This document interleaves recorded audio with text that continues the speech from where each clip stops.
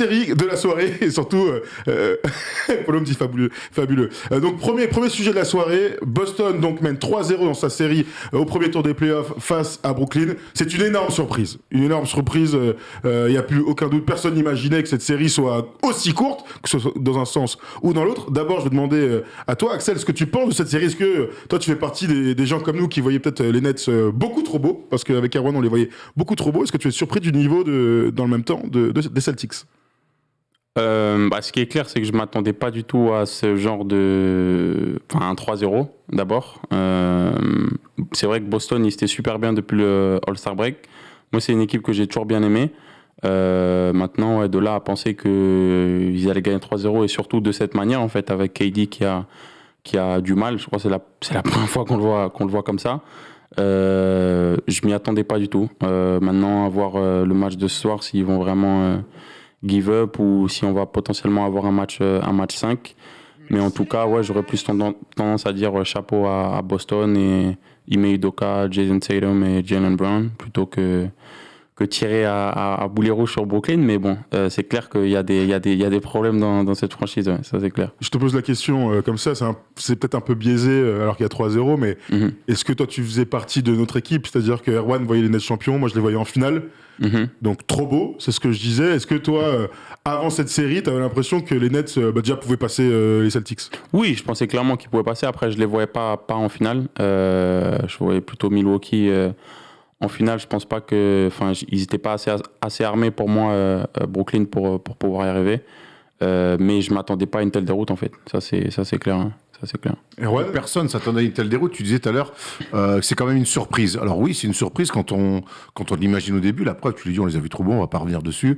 Mais c'est une surprise. Mais finalement, quand on regarde les matchs, et Dieu sait qu'on les regarde, et moi, ces matchs-là, j'aime les regarder 2 fois pour voir un petit peu ce qui peut m'échapper. Ben, en fait, quand tu regardes les 3 matchs, mais c'est alors oui, il y a le buzzer de Jason Tatum et tout, mais honnêtement sur ce que propose le basket proposé, l'impression collective, mais il y a pas photo. Il y a une équipe de basket et puis il y a des mecs qui mettent un maillot noir ou blanc selon où ils jouent et qui rentrent sur le terrain.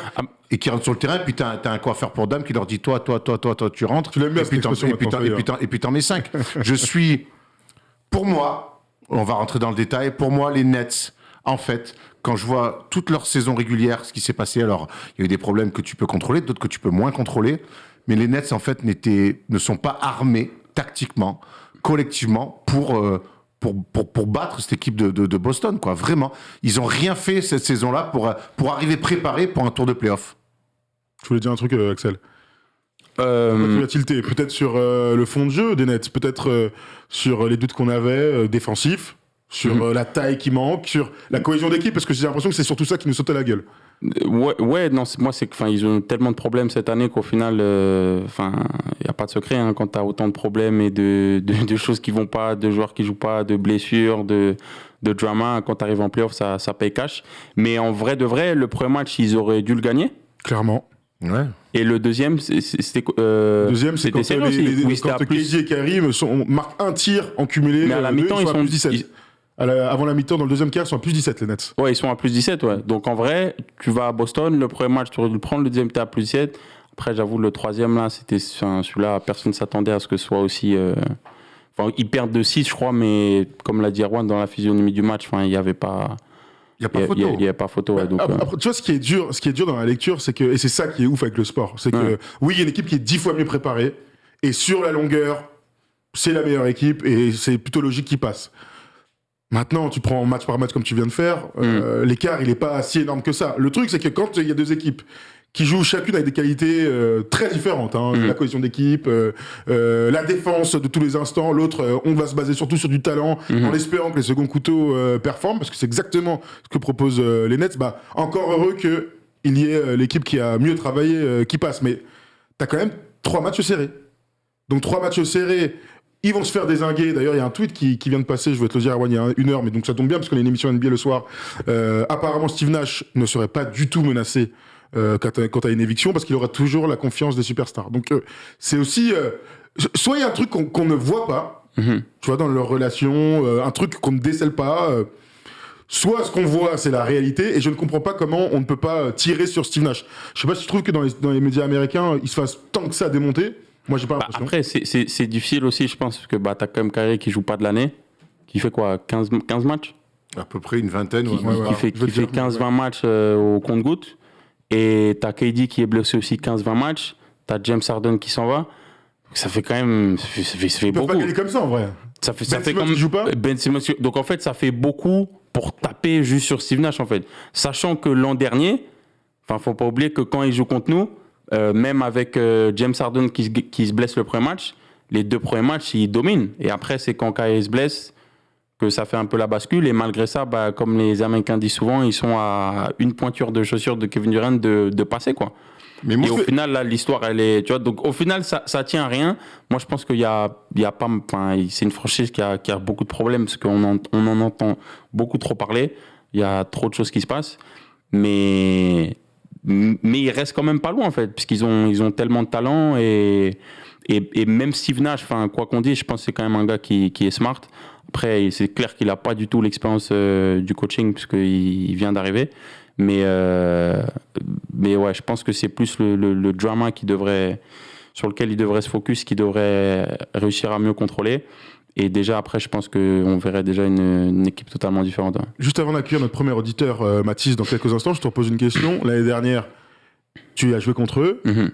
Est-ce que quand tu les regardes à la télé cette année, Mhm. est-ce que tu trouves des similitudes entre les deux équipes? Non. L'une qui manquait, laquelle il manquait plein de mecs, mais qui Non. a été valeureuse par rapport à cette année. Non, c'est pas du tout la même équipe. Enfin, nous, l'an dernier, ils étaient impressionnants. Nous, clairement, ils avaient mis c'est pas un KO qu'ils nous avaient mis, mais ils nous avaient mis une vraie droite après le deuxième match. les là. 2 matchs à Brooklyn, ils Surtout le deuxième, ouais, ça, quand ils gagnent de 30, ils ratent pas un tir, Joe Harris, tout le monde. Joe Harris leur manque aussi, je pense. Tout à fait. Mais non, ils nous avaient mis une claque. Et à ce moment-là, bah, tout le monde pensait que Brooklyn, ils allaient gagner le titre tous les ans, hein, avec les 3 qu'ils avaient. Et après, bah, il s'est passé ce qui s'est passé. Et en fait, leur année était beaucoup trop rocambolesque en réalité pour, je pense, avoir de grandes attentes. Tu vois. Ça peut se défendre. Même si ça nous choque et ça nous surprend qu'ils soient à 3-0 comme ça et qu'ils soient vraiment déjoués. Mais en vrai, quand tu regardes comment leur année s'est passée... Normalement, t'es pas censé gagner un titre comme ça. Et puis on est les premiers à le dire, hein, que finalement, la saison régulière, tu travailles pour arriver en playoff. Et c'est vrai que là, le talent de Kyrie et KD nous fait fantasmer, mais en fait, tu reviens à la réalité. Ouais, ça Tant mieux. Et tant mieux pour le Peut-être basket. ça va leur faire du bien. Ça même. tombe bien Peut-être ce que vous êtes en train de dire, puisqu'on va accueillir donc notre premier auditeur, Yes. qui est Mathis. Salut Mathis, comment tu vas? Salut les gars, ça va? Salut, Mathis. Ça va, impeccable. On est ravis que tu sois avec nous, t'es le premier auditeur. J'ai cru comprendre que pour toi, ce 3-0 n'était pas tant une surprise que ça. Alors, c'est pas tant une surprise que ça, mais c'est surtout à dédramatiser, je dirais, avant tout, parce que, en fait, bon, vous venez de le dire un peu, du coup, je vais un peu me répéter, mais il y a eu trop de trucs cette saison négative, il y a eu trop de bâtons dans les roues des Nets, pour que quand tu arrives en playoff, ça déroule et qu'on voit le basket qu'on aurait voulu voir dès le début d'année, en fait. Ils ont, comme vous avez dit, il y a eu le problème, il y a eu le problème de Kyrie Irving à domicile qui n'a pas pu jouer. Il y a eu le problème avec Harden. C'était un bordel sans nom. Steve Nash, bon, il s'est toujours pas coaché. Ça, c'est un problème comme un autre. Mais en vrai, je pense qu'il devrait s'en séparer pour la saison prochaine. En fait, je pense que, comme les Sixers, si ça marche pas cette année, ce sera un problème en soi. C'est parce qu'il y a des attentes autour des grosses franchises comme ça. Mais ce sera pas non plus une cata parce que ils ont des circonstances atténuantes, j'ai envie de dire. Et du coup, j'ai du mal à leur tomber dessus. Après 3-0, ça fait mal. Mais j'ai du mal à leur tomber dessus cash comme ça en me disant... en fait, c'est un point évident, là, vu les problèmes qu'ils ont eu, je me dis. Ça se tient, c'est vrai que c'est... Nous, là, on est en plein dedans, Erwan. Donc c'est normal, on regarde les matchs un par un, on voit tout ce qui va pas, les défaillances. Mais tu peux pas être bon en playoff si t'es pas bon en saison régulière, tu l'as dit. Mais alors encore plus quand tu fais des trades de superstars, quand tu récupères un mec qui joue pas. Je rappelle juste que Woj a mis 2 tweets tout à l'heure pour dire que les représentants, donc Clutch Sports, Rich Paul, les représentants de Ben Simmons et Steve Nash, le GM Sean Marks et les gens qui décident au sein des Nets se sont rencontrés pour dire qui n'étaient pas prêts ni mentalement ni physiquement à jouer Ben Simmons. En fait, c'est nous qui nous sommes complètement trompés, j'ai l'impression, sur ce qu'on espérait des Nets. Ça c'est possible. Ouais. Moi, j'ai une question à vous poser. C'est que je comprends tout ça, les blessures. On a vu des équipes qui ont eu des saisons régulières et qui se cassaient les dents au premier tour des playoffs. Il n'empêche que malgré tout, avoir des stars blessées, est-ce que ça t'empêche de mettre un peu des principes, un peu un cadre collectif, justement, encore raison de plus, quand tes stars sont blessées, sont pas là pour diverses raisons, mettre un cadre collectif dans lequel tu peux t'exprimer. Ce cadre collectif, je l'ai pas trouvé cette saison côté Nets, et c'est ça qui me gêne. Quand je vois que Lamarcus Aldridge est sorti de la rotation, quand je vois que Blake Griffin est plus dans la rotation, et que tu le sors du chapeau, et que finalement le mec sort, est capable de défendre sur le mec en face, de mettre une petite filoche à 3 points, deux filoches à 3 points, de mettre un peu de jus. Je me dis, mais pourquoi il est à la cave depuis 2 mois, le mec? Alors après, il a fait 3 allers-retours, il était rouge fluo, le pauvre. Blake Griffin, il était cramé. Mais je me dis, mais en fait, tu mets des mecs sur le teco, Aldridge, il n'y a rien qui dit qu'il est blessé. Pourquoi la gestion de l'effectif, plus, tu peux avoir des joueurs de second couteau, voire de troisième, mais se passer la balle, t'as pas besoin d'être KD ou Kyrie pour essayer d'avoir un cadre. Et l'année dernière, ils vivaient sur leur talent offensif, mais il y avait déjà un cadre malgré tout autour de ça. Kevin Durant, tu me diras, Axel, il était dans des zones de confort, on l'a amené là où il valait, là où il voulait, là où il était bien. Là, j'ai l'impression qu'ils sont livrés à eux-mêmes. Je pense que les Nets sont passés d'une équipe qui ne veut gagner que par l'attaque, ce qui est déjà un projet très ambitieux, à une équipe qui aujourd'hui ne veut gagner qu'avec Kevin Durant et Kyrie Irving. Ben en face, tu as la meilleure défense NBA, ils se sont dit, mais attends, on a compris, hein, on va bloquer les deux. Bruce Brown Jr. est un joueur incroyable qui a fait une progression fantastique, mais derrière le reste, il n'y a pas un mec qui peut mettre un panier, ou pas assez en tout cas. T'es d'accord avec ça, Mathis? Moi, je suis complètement d'accord. Il y a aucun souci, mais après, c'est la partie, on va dire. En fait, le fait que ça joue pas bien, ça, on le voit depuis un moment. Même l'année dernière, c'était déjà le cas, à part quand vraiment les deux stars étaient au diapason et que ça déroulait, mais on voit que, en fait, pour moi, c'est pas vraiment une surprise tout ce qui se passe. Steve Nash, il a pas réussi encore à mettre des trucs en place, réellement des trucs en place avec l'effectif qu'il a. Et ouais, KD cette année, bah, il faut encore plus, vu toute la saison et tous les problèmes qu'ils ont eu, il faut encore plus qu'ils performent. Et pour le coup, ils sous-performent. Et c'est pour ça que je trouve que le 3-0 n'est pas tant que ça une surprise. En revanche, la performance de KD, elle, c'est une surprise. Enfin, et de Kyrie même. Hein. Moi, je vais insister, je vais juste pour finir sur Nash, il y a un truc qui me... Ok, la saison 1, mais la saison 1, et j'aimerais bien avoir ton avis, ça te fait rire que je... Et après, on a un auditeur qui aimerait bien défendre Steve Nash et ça va m'intéresser. Ben super, alors très bien, justement. Ok, la saison régulière était compliquée. Et elle est compliquée, c'est vrai, je vais pas non plus... je les avais mis champion NBA, donc c'est bien qu'à un moment donné, je décelais un petit peu de choses positives dans cette équipe. Quand je vois, mine de rien, t'arrives, t'es pas prêt pour les playoffs, ok. Il y a quand même des matchs à jouer, t'as quand même des joueurs. Bon, tu perds le match 1, sur le buzzer, mais bon, tu fais de la vidéo derrière, tu te dis... Tu perds le match 2, merde, putain, on va à domicile, il faut le prendre, maintenant on revient. Tu fais de la vidéo, à un moment donné, ça fait 3 matchs que c'est les mêmes systèmes qui marchent tout le temps. Boston, ils sont pas fous. Ils arrivent, le match 3, ça a été ça, ils arrivent, on fait ça, hop, ils changent, tu flashes, tac, le mec ligne de fond, une fois. On revient, va, pareil, tac. Mais à un moment donné, les mecs, là, et c'est là que je sens que collectivement, ils n'ont rien bossé. Il n'y a pas de principe. Et je me dis que même si t'as moins de monde, si t'as des principes collectifs, tu peux t'en sortir. Là, avoir du cœur, de l'envie, c'est bien, mais il faut, au basket, il faut respecter ce sport, il faut avoir des principes collectifs, ils n'en ont aucun. Et ça, même si Kevin Durant passe au travers, comme on l'a rarement vu, voire jamais vu, si Kyrie a été bon que le premier match, le fait qu'il n'y ait aucun principe collectif des deux côtés du terrain, je peux que me retourner vers le coach qui est Steve Nash. C'est trop pénalisant. Merci Mathis de nous avoir appelé, premier auditeur de la soirée. Merci à vous les gars. T'es le meilleur, merci beaucoup. On va accueillir un deuxième auditeur, je vous le disais, il a une position intéressante, justement sur Steve Nash, il s'appelle Jérôme. Salut Jérôme. Ouais, salut les gars. Salut, tu vas bien? Ou quelle belle voix en tout cas. Bien vous. J'imagine un mec dans un canapé en cuir, avec un cigare, à moitié truc comme des Churchill, là, énorme, tranquille, petit monocle. Dis-moi comme tu veux, mon grand, fais-toi plaisir. Dis-moi que t'es en Marcel. Si, pour toi, je suis même nu, en péno. Dis un cigare, pas deux. Moi, si tu veux. Mais toi, on peut apprendre à se connaître d'abord quand même. Il va vite en besoin, direct à Walp. Merci Jérôme d'ailleurs. Qui fait ça? T'arrives à Walp direct, ça veut rien dire. C'est Naked Man. Soyons sérieux. Tu connais The Naked Man? Non. La tactique de drague? Non, je sais pas. T'as envie de la connaître? J'invite à aller chez Roy le mardi soir de 22h à minuit. Non. Très bien. Alors, ça marche, Jérôme, dis-nous tout. Alors, Je vous trouve dur, les gars. Je vous trouve dur avec Nash. Je vous trouve dur parce que pour l'instant, vous me parlez de collectif, mais pour avoir un collectif, il faut avoir une équipe. Pour avoir une équipe, faut avoir des gars. Faut avoir un effectif stable qui pète pas en deux au milieu de saison, qui part pas à droite, à gauche, on te rajoute des joueurs majeurs, des mecs compliqués à intégrer. Un mec comme Ben Simmons, c'est un mec compliqué à intégrer un effectif. Avec des systèmes, avec un truc pensé pour lui. Donc, en vérité, il a eu pour l'instant de la merde pour travailler. Alors, moi, je suis d'accord, ça se trouve, c'est une quiche, Steve Nash. Mais je trouve que c'est trop tôt pour le juger. Et qu'il faudra le juger avec une vraie saison. Avec un gars qui soit pas un platiste complotiste, qui veut pas jouer une demi-saison. Avec l'autre qui a sa tata qui est malade, qui joue pas un match sur deux. Avec Juarez qui a disparu. Je peux été enlevé par les extraterrestres, Juarez. Il est où? Il a disparu. Où il est, Juarez? Voilà, bon.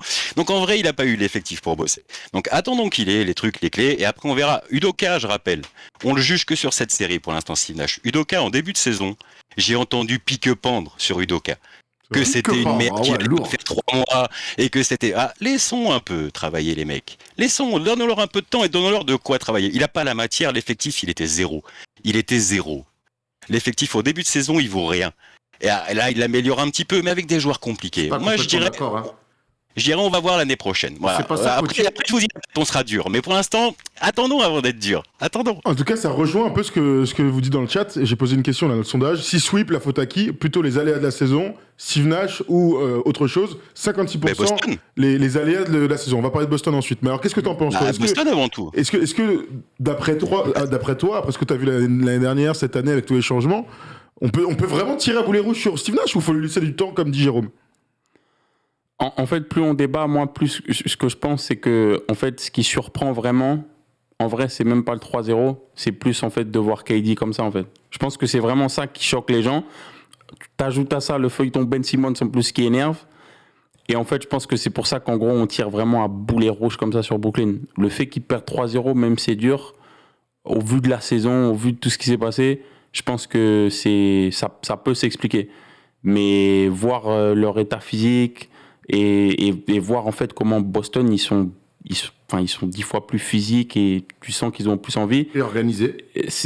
Mais même au-delà de l'organisation, parce qu'en fait tu peux être organisé, mais si t'as pas de jus, en fait on va pas l'avoir ton organisation, en fait, tu vois ce que je veux dire. Et moi je pense que Brooklyn là ils sont en plein dedans en fait, ils ont pas de patates, ils ont pas d'énergie, leur meilleur joueur c'est normal, il les a fait jouer 42 minutes. T'as entendu ce qu'il les a fait jouer 42 minutes toute la saison. T'as entendu ce qu'il a dit en conférence de presse? Il a dit je me pose trop de questions. C'est quand même du meilleur joueur du monde pour certains. D'entendre KD dire ça, ouais, tu vois, je veux dire, en ce moment, je me pose, de toute façon, sur cette série, je me pose beaucoup trop de questions. Mais moi, j'avais une question pour toi, Axel, et tu vas pouvoir nous donner aussi ton avis. J'ai oublié ton prénom. Jérôme. Merci, Jérôme. Merci, Jérôme. Quand on a un peu des blessés, est-ce que c'est pas là, et je vais faire un parallèle avec un coach européen que tu as connu, qui est aujourd'hui à Barcelone, est-ce qu'à un moment donné, c'est pas dans un cas comme ça que des coachs inventent des choses, tentent des choses? Moi, ce que je vois de côté des Nets, certes, ils sont cramés, je suis pas convaincu complètement de tout ça, mais ok, je peux l'entendre, ils sont surtout dominés parce que en face, ça vient trapper, ils leur mettent une guerre à laquelle ils sont pas prêts. Mais est-ce que quand il te manque du monde, quand c'est compliqué, est-ce que c'est pas là qu'un coach peut aussi t'amener des armes supplémentaires? Ah, mais c'est pas un magicien, c'est Gérard Majax ce que tu veux là, honnête. Ça peut être une belle opportunité, c'est clair, ouais. Ça peut être une bonne opportunité, mais de l'autre côté, en fait, je pense pas que ça doit être la raison pour le crucifier aussi, tu vois ce que je veux dire. Donc moi, c'est pareil, je te dis, je saurais pas trop quoi dire sur Steve Nash. Mais clair, mais je suis tout à fait d'accord. C'est un gars qui connaît le basket, ça c'est indéniable. C'est un gars qui a aussi pas d'expérience en tant que coach, ça c'est aussi indéniable. Maintenant, moi leur projet c'est à voir. Brooklyn, c'est vraiment à voir. Mais ce qui m'inquiète, c'est qu'il y a beaucoup trop de choses autour qui ont pas trop de sens pour une équipe qui veut gagner le titre, en fait. À l'image des Lakers. T'inquiète, toi c'est le hors basket qui te chagrine plus côté Nets que. C'est ça. Ouais, c'est ça en fait. C'est que t'es une équipe qui veut gagner le titre. Ça a été quand même annoncé clairement depuis 3 ans. La première année, KD était blessé toute l'année, on le savait, donc pas de souci. Il y a eu la bubble et tout en plus. Maintenant, ça fait 2 ans qu'on pensait qu'ils allaient gagner le titre, marche sur la NBA. Et au final, en 2 ans, il s'est passé trop de choses, en fait. Après, c'est clair que, tu vois, il y a eu les blessures. C'est dans le process de construction pour moi. Ils ont fait des gros moves, ils ont fait des trades, ils ont mis du all-in sur des gars quand même chauds. Donc il y a eu un process de construction. Ils sont en train de le faire. Mais tu sais, les gens, il y a ils sont le Covid quand même. Ouais, la galère, le Covid, c'était pas prévisible, ça quand même. Et puis l'autre climato-platiste, là, c'était pas prévisible non plus, tu vois. Donc il y a un moment, tu vois, il y a des trucs qui étaient pas prévisibles. Donc pour moi, il y a un process. Pour l'instant, l'effectif, il est bidon. Ils ont, franchement, on l'a tous fait. Non, mais le effectif, il est pas bidon quand même. Mais oui, moi je suis d'accord. Moi, depuis tu dis ça, parce qu'on a fantasmé. Mais si les gars, on a fantasmé les vétérans entre autres. Entre autres, on les a fantasmés. Qui les a choisis? Mais qui les a choisis? Ils se sont plantés, ma gueule. J'ai pas dit que c'était pas planté, hein. Mais j'ai dit pour l'instant, c'est de la merde. Et de la merde dans le sens, évidemment, avec KD, avec Kyrie, c'est pas de la merde. Ça peut jamais être de la merde. Mais par contre, ce que tu mets autour, c'est super court. Les rotations, elles étaient super courtes. Et derrière, t'arrives très vite sur des petits milles, sur des gars rincés, des vétérans qu'on a fantasmés.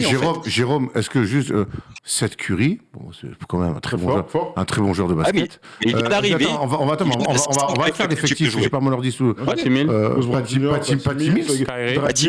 C'est cuit, il a plus le jus, il est rincé, il fait 8 minutes. Non, mais maintenant, c'est facile de le dire. Non. Quand les mecs les ont signés, c'est quand même. Non, la Marcus Aldridge.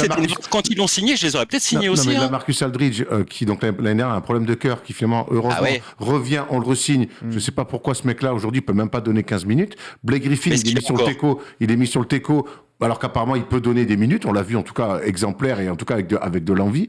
Moi, c'est facile de dire que leur effectif est bidon. Je pense qu'en plus, il n'est pas bidon. Je pense que quand t'as Kyrie et KD et qu'autour, t'as des joueurs NBA, Dédé Drummond, on l'a pas cité Dédé Drummond, qui est plutôt vaillant. Aujourd'hui. Ça vient d'arriver. Mais alors, tu me parles, ce qui est marrant de parler d'un process avec des mecs qui ont 30 piges passées.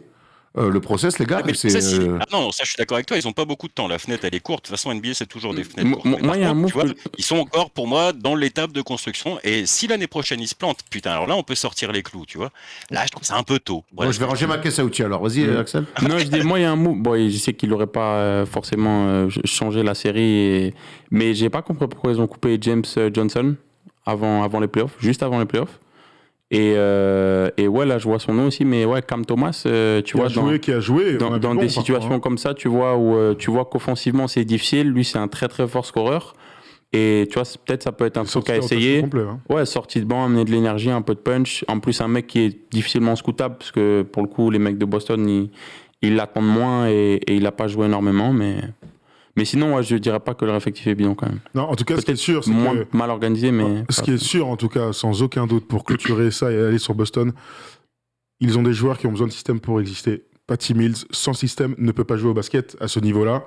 Et je mettrais même Seth Curry, qui, sans système établi, ne peut pas performer, comme on l'a vu l'année dernière en playoff, notamment avec Philadelphie, était très très fort et se sublimer. Ils ont besoin de structure, ils ont besoin de mouvement.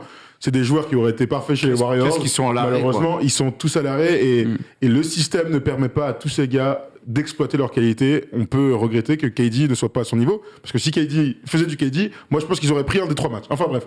On passe débat. Absolument. On va te remercier. Merci Jérôme. De rien, les poulets. Erwan, je t'attends, j'ai le peignoir. Hein. Attends-moi, t'inquiète pas si je tarde. On a beaucoup parlé des Nets et c'est normal parce qu'on est tous sur le cul. Il y a 0-3. On parle de Boston. Voilà. Moi, il y a un truc par contre, ce dont je suis sûr, c'est que tomber au premier tour des playoffs quand on n'a pas trop de jus, après avoir forcé, ils ont forcé sur la fin de saison les Nets. Hein. Ils ont pour essayer de grappiller le play-in, le machin, faire jouer les gars, avoir un minimum de vécu collectif. On parlait tout à l'heure de Kyrie, 29 matchs cette saison. Je suis allé regarder. Ils ont forcé. S'ils avaient eu un premier tour un peu clément, je pense qu'on aurait eu une lecture complètement différente. Leur énorme souci, c'est qu'ils tombent sur une équipe extraordinaire. On accueille Romain, qui veut nous parler des Boston Celtics, et il a bien raison, parce que les Celtics sont une équipe top niveau. Comment ça va, Romain ? Allô, Romain, comment ça va ? Salut, Romain. Est-ce que tu m'entends, Romain ?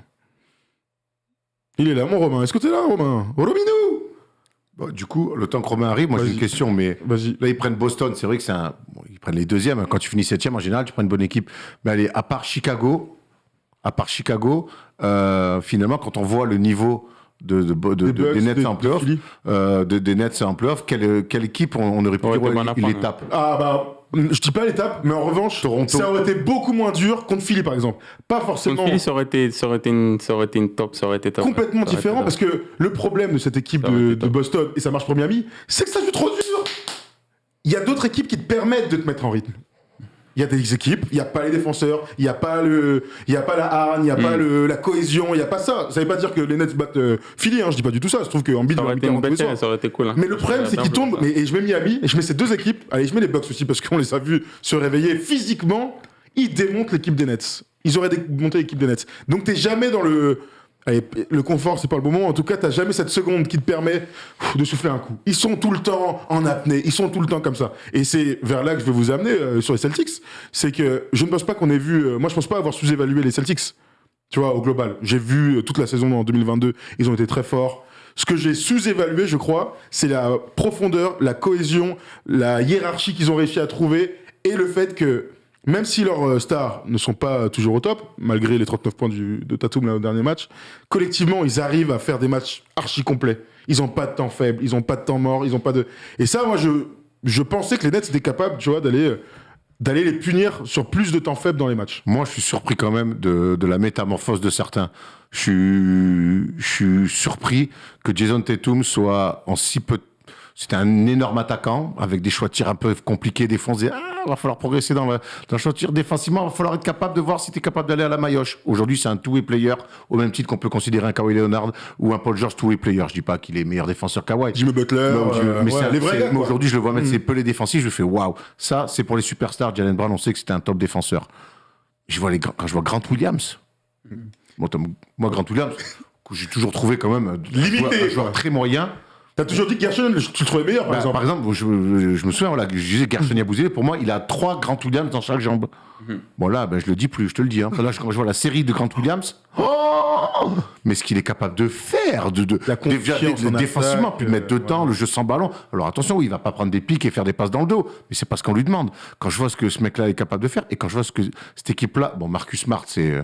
Et puis surtout, il leur manque Robert Williams, Qui est revenu. mais qui est revenu gentil. Ouais, mais c'est une info. Il Voilà, est revenu. qui est revenu. Ils ont fait donc les 2 premiers matchs sans Robert Williams et ils envoient l'Allemand Daniel Theis au charbon. Qui pareil, tu mets Daniel Theis sur le terrain, c'est pas un poids mort. Non. Il fait le taf, il va mettre du bois et tout. Ce qu'on pouvait un peu lui reprocher parfois en playoff, Ouais, là, ça marche pour Pritchard sur le match 2. Il fait partie de la... Ça. Smart est benché à un moment Donc donné. moi, je suis et surpris, Pritchard leur fait gagner en surpris quand même qu'ils aient réussi à composer si vite avec l'absence sur les 2 premiers matchs de Robert Williams, qu'ils aient cherché une profondeur de banc, notamment avec des Pritchard, qu'alors Ford, à son âge-là, rayonne autant comme ça sur une série. Donc, ils ont fait une année 2022 pour l'instant exceptionnelle. Mais moi, en playoff, je les voyais pas aussi prêts, en fait. Parce que là, moi, honnêtement, je vois une bonne équipe qui finissait bien 2022. Aujourd'hui, je vois une équipe qui peut clairement dire, moi, je joue le titre. Bon, très bien. J'imagine que Romain, qu'on a récupéré là au téléphone via Discord, appelez-nous via Discord pour passer à l'antenne. Romain, est-ce que tu es là? Salut les gars, Salut Romain, ça va? bien et vous? Bah écoute, impeccable, on est là avec Axel, avec Erwan, on se régale, on parle des Boston Celtics. Alors, Erwan. est-ce que toi t'es fan des Celtics ou est-ce que t'es juste impressionné par ce qu'on est en train de voir en ce moment? Je suis fan des Celtics et impressionné et surpris surtout. Ah, quand même. Parce que ouais, on revient de loin et Jérôme juste avant l'a très bien dit. On était un peu dans les bas-fonds en début de saison, enfin 2021. Et il y a eu un dîner apparemment entre Tatum et Brown qui a changé beaucoup de choses. Ils se sont dit les termes comme on dit et bah du coup voilà, ça il y a eu une discussion avec le coach, ça a emmené tous les autres gars et puis voilà quoi. Donc on s'en sort bien. Puis je pense qu'on est très relâché par rapport à l'ascension par le play-in, par les playoffs officiellement après en fin de saison. Donc on est relâché et on attaque les plus grosses forces de Brooklyn, Durant et Irving. Et puis je pense que ça crée des joueurs côté Brooklyn parce que Brown fait une énorme série. Parce que les 2 autres sont pas au top. Alors c'est pour ça que je suis surpris en fait parce que défensivement c'était dur à attraper. En isolation, Irving et Durant ils sont injouables. Faut dire la vérité. Même ma copine qui regarde les matchs avec moi, elle dit mais Irving c'est un fou, c'est un malade. Elle va peut-être intégrer le staff de Steve Nash, hein, parce qu'après ils prennent des novices partout, donc qu'elle envoie un CV. Je t'embête en continu, pardon. C'est gêné. Donc non, on joue relâché et c'était ce qui pouvait nous arriver de mieux en fait. Et le fait de tomber sur une grosse équipe comme ça au premier tour, ben ça peut donner que de la confiance pour les tours suivants. Les tours suivants ils sont pas cadeaux parce qu'on a de l'expérience contre Milwaukee qui va probablement passer, je pense. Et franchement ouais c'est top. Mais Udoka a fait un énorme boulot aussi. Je pense qu'il s'est réveillé et a pris conscience aussi des forces de son staff et de la team et du coup voilà dans les bureaux ça a bien bossé aussi, mais voilà il y a eu un déclic qui aurait pu ne pas se produire et parce qu'il y a plein d'équipes aussi qui cherchent un déclic en milieu de saison et enfin voilà, il y a pas, les objectifs sont pas atteints donc franchement non franchement chapeau, mais voilà, le match 3 était pour moi le match le plus tendu à aller chercher, surtout qu'on était à Brooklyn. Celui de ce soir va être aussi très compliqué. Heureusement, Ben Simmons ne revient pas et j'ai rien contre lui, mais je suis content qu'il ne revienne pas, même si je pense que c'est quelqu'un qui peut avoir de l'impact même sur très peu de temps de jeu. On l'a vu avec Blake Griffin, qui était tout rouge en bout de 5 minutes, mais voilà, il a apporté. Mais voilà, Ben Simmons, je pense qu'on ne sait pas tout non plus. Il se plaint de son dos, si j'ai bien suivi. Donc voilà. Axel, qu'est-ce qui t'impressionne, toi, le plus quand tu vas jouer cette équipe des Celtics? Bah déjà, ce qui est marrant, c'est que ça a changé depuis que Jaylen Brown il a mis le tweet là. L'énergie va changer. Ouais. Et depuis, ouais, ils ont totalement décollé. En fait, c'est un peu, ouais, c'est une vraie équipe en fait. C'est un peu l'opposé de ce qu'on disait par rapport à Brooklyn. C'est que c'est une vraie équipe. T'as une superstar qui est Jason Tatum, t'as Jaylen Brown qui est pas loin dessous, et après t'as des soutiers, t'as des role players, des mecs qui savent ce qu'ils doivent faire. T'as un très bon coach, je pense. Et voilà, Boston, ça a toujours été une place forte en NBA, une salle difficile dans laquelle il est difficile de jouer. Et donc ça fait un beau mélange et bah déjà le potentiel match-up là contre Milwaukee, ouais, il fait saliver, ça peut être une grosse série. Je parlais des dramas côté Nets, et c'est vrai que les dramas côté Nets depuis que Kyrie et KD et Harden sont arrivés, il y a eu énormément de dramas. Pour le coup, à Boston, il y a eu ce début de saison compliqué avec le retrait de Brad Stevens qui est devenu directeur des opérations basket. Ces débats qu'on avait interminables sur Tatum, Brown, peuvent-ils jouer ensemble? Ce début de saison compliqué avec un nouveau coach qui est Udoka. Eux, le drama, ils l'ont géré en interne. Il y a l'info qui est sortie comme quoi ils s'étaient parlé entre eux et derrière, tout de suite, ça a diffusé. Donc, on en revient aussi, c'est vrai qu'on peut parler basket, les choix, mais on en revient aussi à la gestion d'une vie de groupe, au sein d'une franchise. Ouais, d'une organisation. C'est bon. Marcus Smart était monté au créneau, on se souvient. Après, il y a quand même des trucs, ouais, chez eux. Mais les autres, c'est à New York, quoi. Ils ont très vite, il y a eu des débuts d'incendie qu'ils ont vite éteint. Marcus Smart, quand il a dit à John Tatum, faudrait peut-être qu'il fasse 2-3 passes un peu plus et ça ira mieux. Mais des fois, c'est bien, il y a des mecs, des leaders comme ça qui font passer des messages. Après, ils s'expliquent entre eux, on n'entend plus parler. Et surtout, on voit que sur le terrain, ça marche. Donc, c'est que les mecs se sont expliqués entre eux. Moi, ce que j'aime bien avec cette équipe des Celtics, tout à l'heure, on a eu une émission multisport qui s'appelle Absol Sport, très bonne émission, 16h30 sur le stream, je te la conseille tous les lundis, Axel, si t'aimes le sport, et si t'aimes Erwan aussi. J'aime le sport. Eh ben, si t'aimes Erwan. J'aime Erwan. Eh ben voilà, regarde 16h30. Par contre, je vois dans les commentaires, là, il y en a pas mal qui aiment pas mes crocs, là, je comprends pas. Oh, t'inquiète pas, on va en parler dans 30 secondes. Laisse-moi aller au bout de ma théorie parce que c'est du basket et ensuite je te promets. Ils sont lourds, gros. Ah, merci. Elle est venue pieds nus au calme, comme s'il faisait 28 degrés, et 12 avec du vent. Il fait chaud, quand même. Il fait chaud surtout maintenant, ouais. Non, il y a un truc que j'aime beaucoup avec les Celtics, et je vais te poser la question, Romain. Il veut parler Crocs. Il a raison, mais il comprend. Il a raison, il a compris le concept. On peut digresser. Mec, les champions de vie, on le fait bien dans une émission pour parler basket. Il veut parler Crocs, frérot. Non, c'est dans les commentaires. Moi, j'aime bien les Crocs, Axel. Merci, mon gars. Sur un sondage, tout de suite. Les Crocs, validés, pas validés. Hop, allez, les Crocs. Et sur YouTube aussi, les gars, dans les commentaires. Ouais, les Crocs d'Axel. Les Crocs d'Axel. Attends, validé. Hop. Oui, non. Très bien. Comme ça, je vais pouvoir ensuite donner ma théorie à laquelle je viens juste de penser, mais qui va te plaire, Erwan. Il y a un truc que j'aime bien. On a parlé du coup dans un débat tout à l'heure d'Abso Sports. On aime bien l'idée des valeurs de club qu'on va retrouver sur le terrain. Il y a un truc avec cette équipe, c'est qu'elle rassemble toutes les valeurs des équipes des Celtics qui ont gagné. Mhm. Quand tu prends celle des années 60, avec Bill Russell, évidemment, autour, on les connaît. Les années 80 avec Larry Bird, ou ce titre de 2008, il y avait toujours les mêmes valeurs, c'est-à-dire que oui, il y avait des individualités, oui, il y avait des grands talents. Bill Russell, évidemment, Bob Cousy, Havlicek, on peut en citer plein, Larry Bird, McHale et autres, ou le trio qu'on connaît de 2008, c'est vrai. Mais il y avait toujours une énorme force collective, avec l'idée que, ouais, il y a des restas et tout ça, mais en fait, chacun va jouer pour l'autre, chacun va défendre pour l'autre, chacun va faire l'effort pour l'autre, et on retrouve absolument toutes ces qualités qu'on retrouve dans cette équipe. Alors, c'est peut-être un peu tôt pour le dire, mais je viens d'y penser, et je préfère le dire avant d'oublier, mais je te pose la question, Romain, est-ce que cette équipe, d'après toi, après les 3 matchs là qu'on vient de voir, elle a une vraie chance d'aller au bout? Elle a une chance d'aller au bout, c'est sûr, mais 3 matchs, c'est peu de choses. Dans les playoffs, faut en gagner 16, je la prends en personne.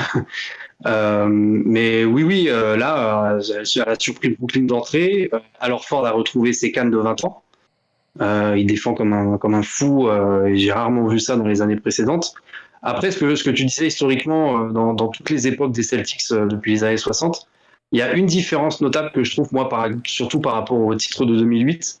Je vois aucun joueur, alors après vous n'êtes pas d'accord avec moi peut-être, et ça serait intéressant, mais pour moi en 2008 Garnett a sacrifié son jeu naturel en venant de Minnesota pour se mettre vraiment au service de la défense et d'être le taulier de la défense. Il a été beaucoup moins scoreur, autant rebondeur si je me souviens, mais voilà, il a sacrifié, je pense, son exposition par rapport au jeu en lui-même pour vraiment être au service du collectif.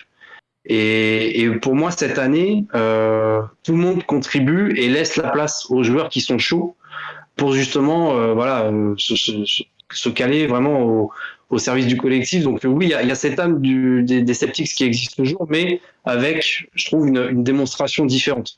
Après les anciens titres, voilà, j'étais pas né, donc Moi non plus, je te rassure. Hein. Il n'y a que moi qui étais là. J'avais fait une blague en plus, Kata. Peut-être en 1960, je sais pas. Mais Non, mais tu vois, si on va plus loin sur le parallèle, Bill Russell, monstre défensif, Robert Parrish, monstre défensif, Kevin Garnett, monstre défensif, est-ce que alors Ford pourrait rejoindre Marcus Smart, n'est juste élu défenseur de l'année, sachant qu'en 2008, Kevin Garnett est défenseur de l'année aussi. Marcus Smart, ça me fait penser à Dennis Johnson des années Larry Bird ou à Bob Cousy. T'aimes bien ce petit parallèle, Erwan ? Ouais, j'aime bien, mais j'aime bien surtout l'idée que les grandes franchises qui perdurent dans le temps et dans les décennies, gardent leur ADN. Et les Celtics, la culture, hein. Et la culture. Et les Celtics, c'est ça. Les Lakers, c'est un peu plus bling-bling. C'est les paillettes, bien sûr. C'est les paillettes, même si, crois-moi, que l'époque du Showtime, et c'est Jacques Monclar qui adore dire ça, ils savaient envoyer des grosses marmites quand ils vont gagner la première fois de leur histoire, où ils battent les Celtics en 85, je crois, aussi, 86 peut-être. Bref, j'ai un doute, dites-nous dans le chat. Ils vont gagner à Boston je crois moi il n'y a pas de Showtime, hein. Ils y vont à la maillotche, mais les Lakers, il y a ce côté-là. Shaq, Kobe, il y avait un peu ce côté-là. Donc voilà, mais j'aime cette culture-là et j'aime ce parallèle que tu es en train de faire aussi. Et c'est vrai qu'on trouve ça. Tu te souviens qu'à Malakoff, nous, en 2008, on était sur le Ubuntu. Tu te souviens, les Celtics de 2008, ils vont en Italie ils trouvent leur cri de guerre là-bas. Ah ouais, c'était un cri africain à l'époque. C'était Ubuntu ensemble. Qu'on avait repris nous à Malakoff. Et c'est vrai que les Celtics, plus qu'une autre franchise dans l'histoire, il y a les Spurs aussi peut-être, mais c'est ce côté collectif ensemble. Et t'as qu'à prendre toutes les déclats de Cousy, de Russell qui sont restés, de Bird, d'Havlicek, Red Auerbach, toujours cette notion d'équipe. Donc oui, clairement, ces Celtics 2022 sont en plein là-dedans. Bon, très bien. Oui, vas-y Romain, dernier mot, je t'en prie. Erwan, je suis tout à fait d'accord avec toi. Et le titre 2008, au sens global de la NBA, a eu une exposition et un rôle dans la NBA moderne extrêmement important. Doc Rivers, il surfe sur ce titre-là depuis plus de 10 ans. Trop longtemps. Justement, il y a eu un supplément d'âme, comme tu l'as dit. Je pense qu'il s'est un peu voyagé dans la ligue. Je pense aussi. Si c'est ça que tu voulais dire. Ouais, il y avait de ça. Bon, très bien. Merci Romain de nous avoir rappelé. Merci à vous, les gars. Merci. Salut Romain. Merci. En un mot, vite fait, pour clôturer cette vidéo. Il se régale avec le chat. Match 4. Quelle idée d'avoir mis en face. Les gars, ils ont dit les Kings, ils sont aussi fidèles à leur ADN. Ils partent en vacances en avril. C'est quoi ? Les Kings. Les Kings, ouais. Clairement. 15 ans, c'est une culture. Vite fait, les gars, on ira parler des cotes Winamax tout à l'heure, mais en un mot, qui gagne le match 4 à 1h du matin ce soir ?